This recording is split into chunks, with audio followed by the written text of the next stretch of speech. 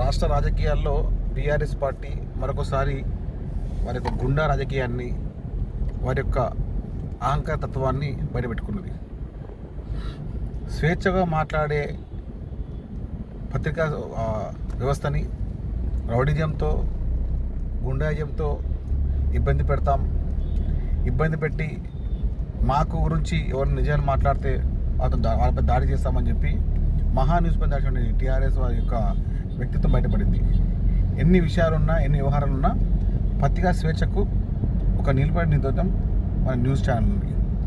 చెప్పిన ప్రతి విషయాన్ని స్పష్టంగా పూర్తి వివరాలు సేకరించి చెప్పడంలో మహాన్యూస్కి ప్రత్యేకత ఉంది.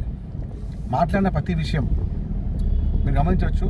మహాన్యూస్లో వచ్చిన ప్రతి విషయం స్పష్టంగా గతంలో జరిగిన వ్యవహారాలు, ప్రస్తుత వ్యవహారాలని స్పష్టంగా నిలుడద్దంలాగా ముందుకు వచ్చినటువంటి మహాన్యూస్ వాళ్ళ ఛానల్ పైన టీఆర్ఎస్ పార్టీ అంటే కేటీఆర్ యొక్క గుండాలు, వారి యొక్క అనుచరులని చెప్పొచ్చు, గుండా అని చెప్పొచ్చు, వారి యొక్క తాబేదాలని చెప్పొచ్చు, ఎన్ని ఇబ్బందులు పెట్టినా కూడా మహాన్యూస్ యాజమాన్యానికి ప్రజల యొక్క ఒక ఆశీర్వాదం ఉంది. ప్రజలు బాహాటంగానే మహాన్యూస్ యాజమాన్యానికి అండగా, వారికి దండగా ఉన్నారు.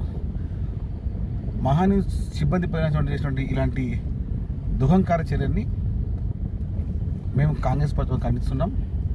ఎవరేమనుకున్నా, ఎవరేం చెప్పినా టీఆర్ఎస్ పార్టీ గుండాలు ఎన్ని ఇబ్బందులు పెట్టినా, ఎలాంటి వ్యవహారం చేసినా కూడా వారిని చట్టపరంగా చర్యలు తీసుకోవాల్సిందే.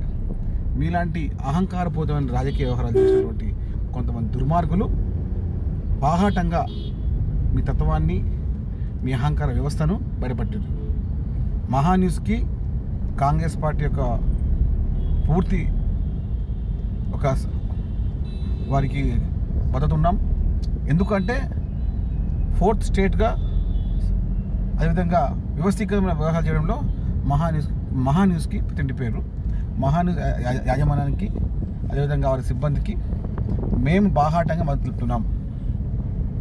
ఎవరు ఎన్ని ఇబ్బందులు పెట్టినా మీరు మీ వ్యవహారాన్ని, మీ యొక్క స్వేచ్ఛా వాతావరణాన్ని ఇదే విధంగా కొనసాగించి నిజాన్ని నిర్భయంగా చెప్పే మహాన్యూస్ యాజమాన్యానికి తెలంగాణ ప్రజాపక్షం అందరూ అండగా దండగా ఉన్నారు. ఇలాంటి నీచమైన పనులు చేయడంలో బీఆర్ఎస్ పార్టీ పెట్టింది పేరు. అటు 2009 నుంచి 2014 వరకు కూడా ఇలాంటి వ్యవహారాలు చేసి రాష్ట్రంలో ఇబ్బందికరమైన వాతావరణం ఏర్పాటు చేసింది. కానీ ఇప్పుడు రాష్ట్ర రాజకీయాల్లో ముఖ్యమంత్రి రేవంత్ రెడ్డి గారు ఇలాంటి దుశ్చర్యల్ని ఎప్పుడు ప్రోత్సహించరు.